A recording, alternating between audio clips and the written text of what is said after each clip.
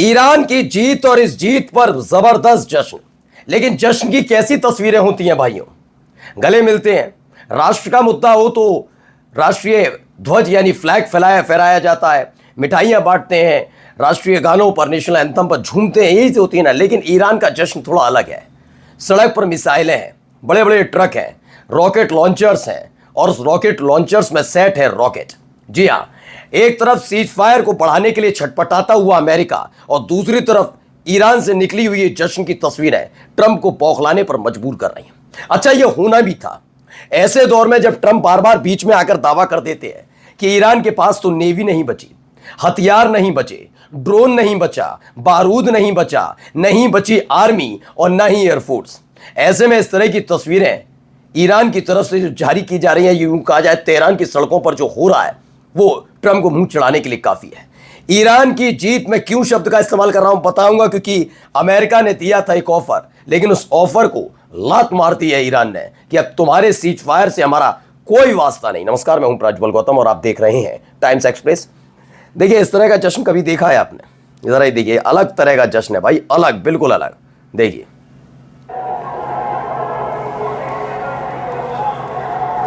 मिसाइलें ले आए हैं, मतलब ट्रकों में लाद लाद कर मिसाइलें आई हैं जनता के बीच। और सीज फायर खत्म होने के बाद जो ये कह रहे हैं सीज फायर चल रहा है, मतलब सीज फायर खत्म हो चुका है, आज आखिरी तारीख है, बस खत्म है आज। उसी समय ईरान की तरफ से ये करना ट्रंप को मुंह चढ़ाने के लिए काफी है। नहीं है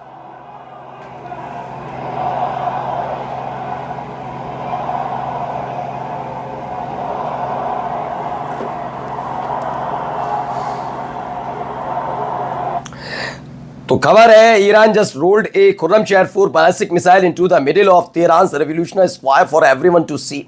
2000 किलोमीटर की मारक क्षमता और बारूद भारी तादाद में ले जाने में सक्षम। ये सब इजराइल और अमेरिका को मुंह चढ़ाने के लिए काफी है। अभी एक और वीडियो देखिए जरा, ये बड़े बड़े ट्रक में अलग अलग तरह की मिसाइल है।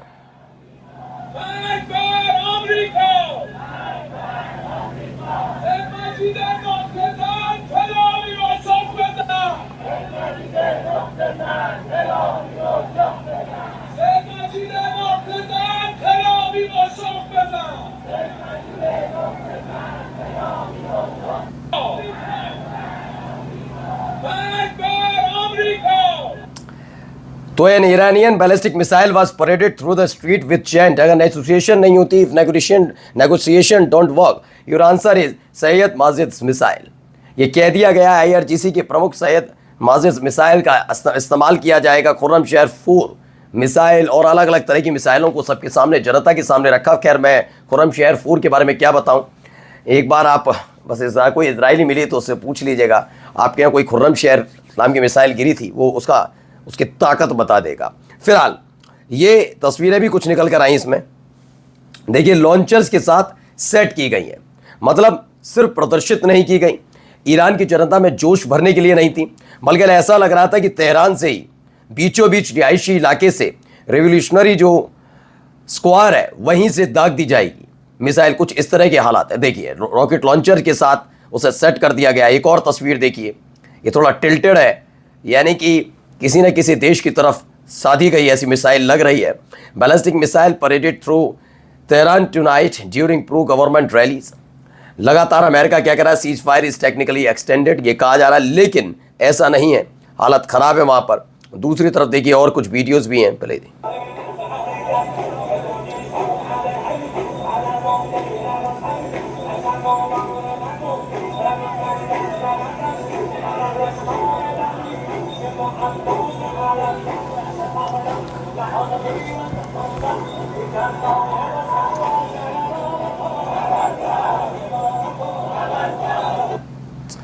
तो यहां पर देखिए, Iranians at Tehran's revolutionary square minutes after ceasefire expire होने वाला, उसे कुछ देर पहले यहाँ पर पहुंचते हैं।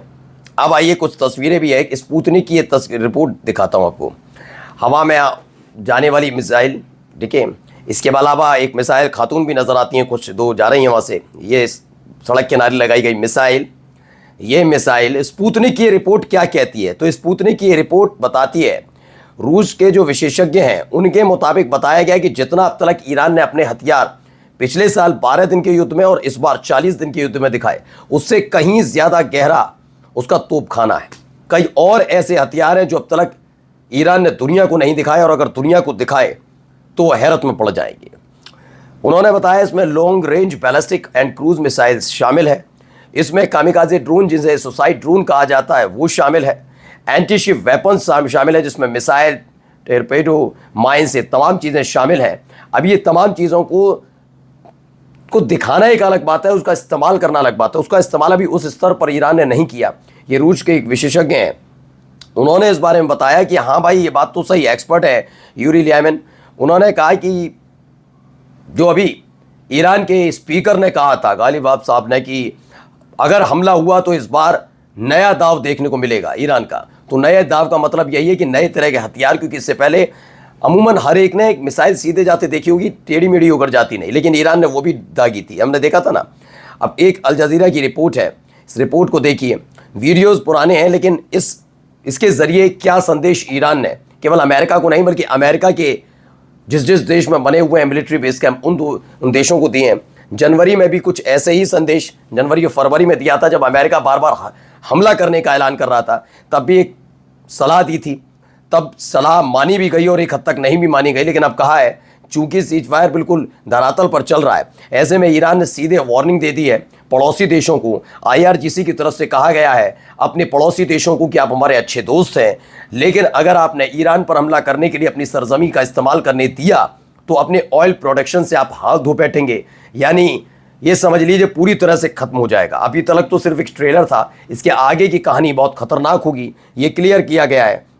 यहाँ देखिए, जो अभी ईरान के एक शिप पर अटैक किया था जिसके एवज में ईरान ने अमेरिका के युद्धपोत पर ड्रोन अटैक कर दिया था, उसको लेकर एक दावा है। امنیت ملی و سیاست خارجی مجلس که این آخرین ساعات سکوت صحنه نظامی است از نظر من. لذا دشمن بداند هر نوع اقدامی در محاصره دریایی از نظر ما جنگ، هر اقدامی علیه کشتی‌های ما جنگ. ما پاسخ این رو خواهیم داد. یک، دو، هر کشوری که بخواد در این موضوع کمک. तो ये हैं अली खुदरियानी साहब, पार्लियामेंट नेशनल सिक्योरिटी कमीशन के ये मेंबर हैं। इन्होंने कहा hit our boats again we will sink you, यानी कि अगर इस बार आपने हमारी बोट पर हमला किया, क्योंकि आप एक तरफ तो कह रहे हैं सीज फायर है चलिए, लेकिन उसके अलावा तो आप क्या कह रहे हो, आप हमला भी करते हो उस शिप पर, तो इस बार आपके युद्धपोत को डुबो दिया जाएगा। Iran cancel Islamabad talks, Vance calls off this trade. जड़ी वेंस आई नहीं, ईरान ने कैंसिल कर दी है। आना है, घूमना है, इस्लामाबाद देखो, मजे से रहो, 10 दिन 20 दिन 50 दिन, आई डोंट केयर, लेकिन ईरान ने कहा हम नहीं आ रहे, कोई बातचीत नहीं होगी। वहीं दूसरी तरफ ये हथियार की नुमाइश क्यों, ये सवाल बहुत उठ रहा है। तो बता दें ईरान ने ये इसलिए किया क्योंकि देखिए ईरान की navy is at the bottom of sea, मतलब समंदर की तलहटी में डुबो दी है नेवी ईरान की। अमेरिका नहीं, मैं नहीं कह रहा, ट्रंप कह रहे हैं। कहते हैं भाई साहब उनका एयरफोर्स खत्म कर दिया, न्यूक्लियर फैसिलिटी बर्बाद कर दी। इसीलिए ईरान ने कहा पहले देखो, फैक्ट चेक करो, इस आदमी की बात पर भरोसा क्यों करते हो। नमस्कार।